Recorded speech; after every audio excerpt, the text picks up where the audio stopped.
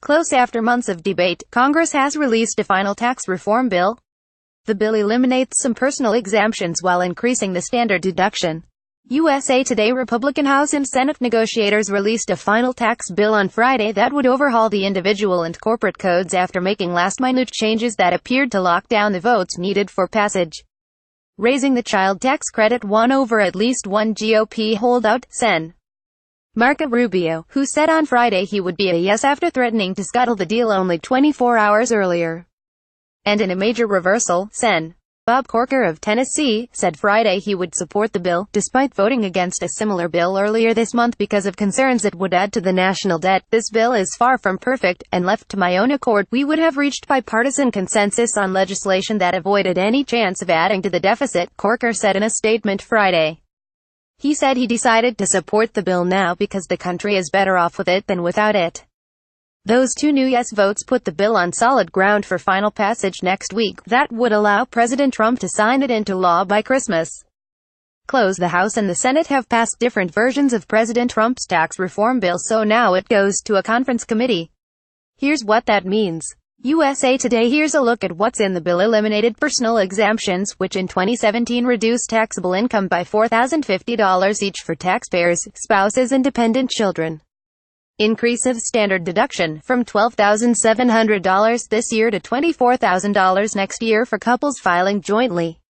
For individuals, the amount goes from $6,350 to $12,000. The additional standard deduction for the elderly and the blind is unchanged. State and local tax deduction, a maximum of $10,000 for a combination of property and income taxes or property and sales taxes.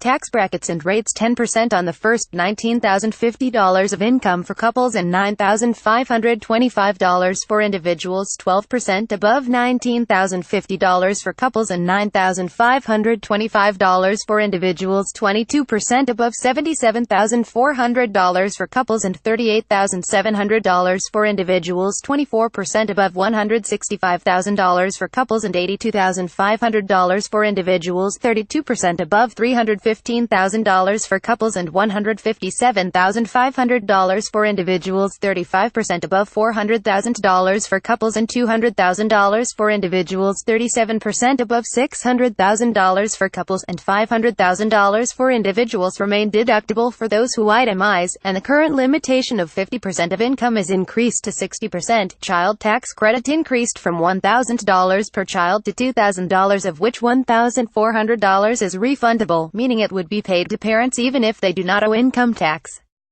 Value of the credit begins to decrease when family income exceeds $400,000.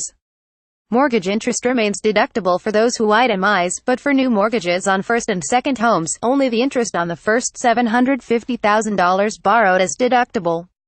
The interest on home equity loans will no longer be deductible. Important date changes to the individual tax code are effective Jan. 1. Therefore, they will not affect quarterly payments due in January or the tax return due in April. Since those cover income earned in 2017, taxpayers could still experience new rates this winter because the Internal Revenue Service says it could have information out by February on how workers could adjust withholding from their paychecks. Most individual changes would expire at the end of 2025, meaning the old tax code rates and deductions would kick back in 2026, unless Congress passes another law before then. Estate tax exemption is doubled, so no estate worth less than nearly $11 million would be taxed. Pass-through businesses income reported on owners' personal tax returns would get a 20% deduction on the first $315,000 of joint income. The bill contains safeguards to ensure wealthy taxpayers are not able to disguise personal income as business income to get lower rates. Corporations' new 21% rate would take effect Jan. 1, and unlike changes for individuals, it would be permanent.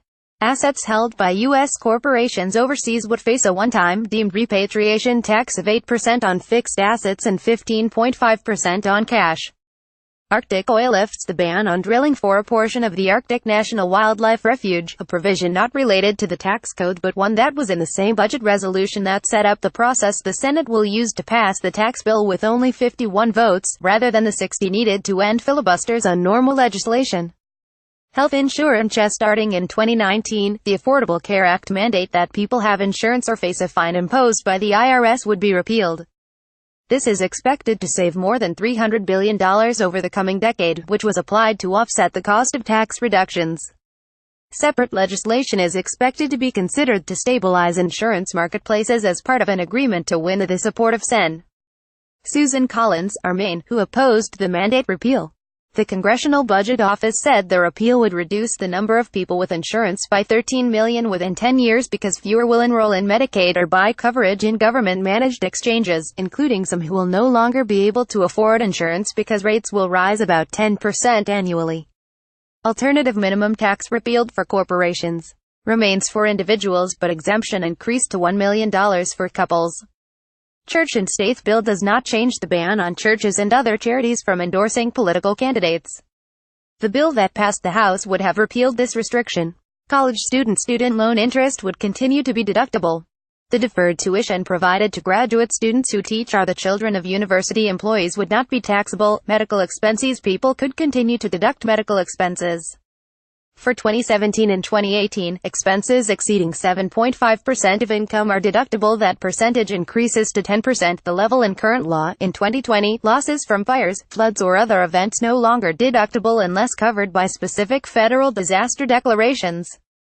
Not changed. Private activity bonds used to build hospitals or low-income housing. Grant 401k accounts. Adoption tax credit. Earned income tax credit. Affordable Care Act. Tax on investment income. College endowments. New 1.4% tax on investment earnings for schools with endowments greater than $500,000 per paying student.